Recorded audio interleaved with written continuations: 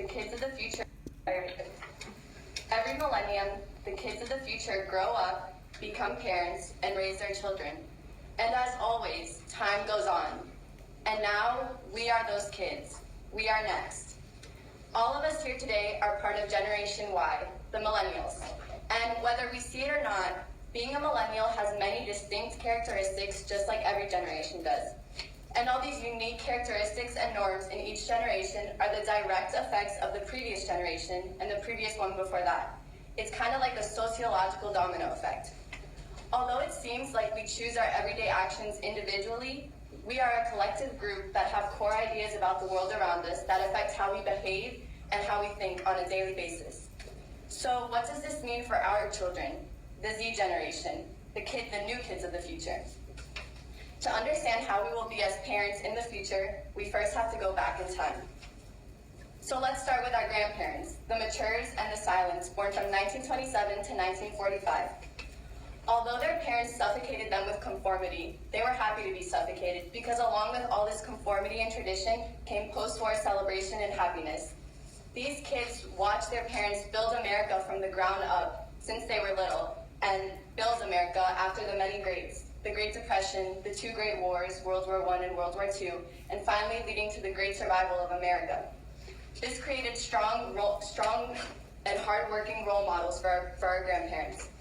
The biggest problems in school were passing notes and chewing gum, so I'd say they had it pretty good.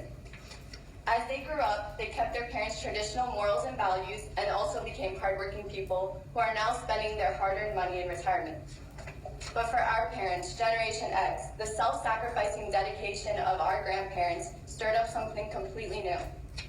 Our parents as children were really alone, which led them to become more independent at a young age.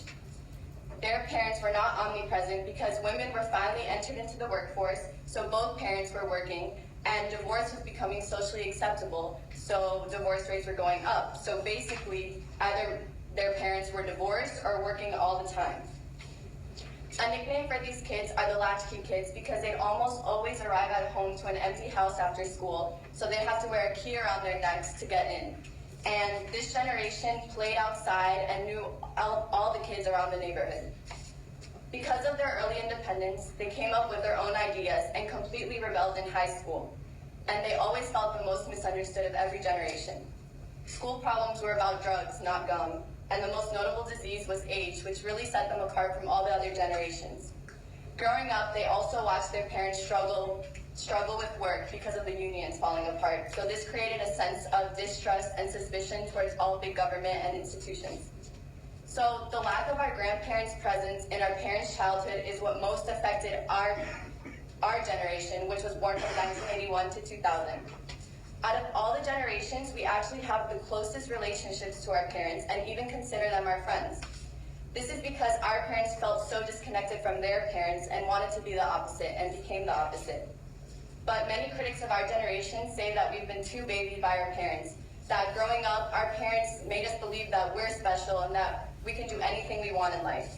This also made us put extreme pressure on ourselves to always be perfect and live up to these great expectations. Our health and well-being are also most important to our generation. In 2013, 83% of high school seniors said they disapproved of people who smoke cigarettes, one or more packs of cigarettes a day. This shows that compared to our parents, we have really traditional values. Although crime, drugs, alcohol, and teen pregnancy rates have all significantly dropped, at a young age, we have the thought in the back of our minds that our school might be shut up or that a bomb might go off where our parents work. We learned very early that the world is not a safe place. We have been nurtured, loved, and praised. We are pressured, exposed, and stressed. All of these things that we couldn't control will affect how we raise our children. And I believe we might be overbearing parents because of this, because we know how unsafe the world is.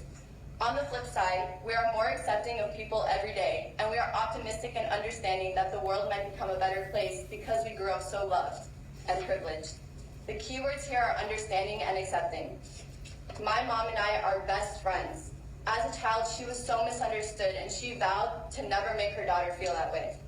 She always full-heartedly attempted to understand the weird things that me and my friends do, and understand that it may be weird to her, but not to us. The understanding and acceptance of me and my generation, and my understanding and acceptance of hers, is what made us best friends and what created the utmost unbreakable bond. Our children will all take their own paths in life and will be affected by things that no one can predict or control. But what any person from any generation can control is their ability to be understanding. The power of understanding and acceptance will allow you to transcend the disillusion of only your generation existing and allow you to connect with your child in the future. Or will it? Will you take this as a life lesson and never forget it, taking it to the future with you? Thank you.